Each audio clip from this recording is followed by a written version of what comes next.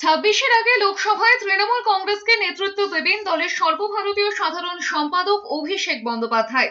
সাংসদদের সঙ্গে বৈঠকে মুখ্যমন্ত্রী তথা তৃণমূল সুপ্রিমো মমতা বন্দ্যোপাধ্যায় বলেছেন, দলনেতা সুদীপ বন্দ্যোপাধ্যায় অসুস্থ।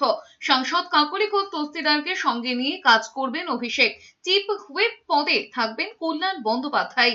উল্লেখ্য, দীর্ঘদিন ধরে অসুস্থ লোকসভা তৃণমূলের দলনেতা সুদীপ বন্দ্যোপাধ্যায়, ফলে অধিবেশনে উপস্থিত থাকতে পারছেন না তিনি। সূত্রে খবর, এই পরিস্থিতিতে সোমবার দুপুরে বৈঠকে লোকসভায় দলের ভূমিকা নিয়ে অসন্তোষ প্রকাশ করেন তৃণমূল সুপ্রিমো মমতা বন্দ্যোপাধ্যায়। জানিয়েছেন, রাজ্যসভার কাজ ঠিক হলেও লোকসভায় হচ্ছে না। এরপরে আপাতত ডায়মন্ড হারবারের সাংসদ অভিষেক বন্দ্যোপাধ্যায়কে লোকসভায় দলনেতার দায়িত্ব দেওয়ার সিদ্ধান্ত নেন তিনি। তবে জানিয়েছেন, কল্যাণ বন্দ্যোপাধ্যায় চিফ হুইপ থাকবেন। কিন্তু এই সিদ্ধান্তের পরে জানা যায়, চিফ হুইপ পদ থেকে ইস্তফা দিয়েছেন কল্যাণ বন্দ্যোপাধ্যায়।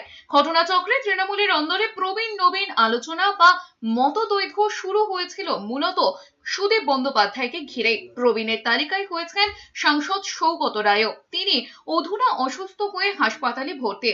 অনেকেই মনে করছেন, এই সিদ্ধান্তের মধ্যে দিয়ে তৃণমূলের পরবর্তী প্রজন্মকে তুলে আনার পালা বদলের পালা শুরু হলো। এখন দেখার বাকি যে প্রবীণ সাংসদ বিধায়কেরা রয়েছেন, তাদেরও দায়িত্ব ধীরে ধীরে লাঘব করা হতে থাকে কিনা। ঘটনাচক্রে বয়সের কথা খেয়াল রেখে পালা বদলের প্রসঙ্গ প্রথমে এসেছিল অভিষেক বন্দ্যোপাধ্যায়ের কথাতেই।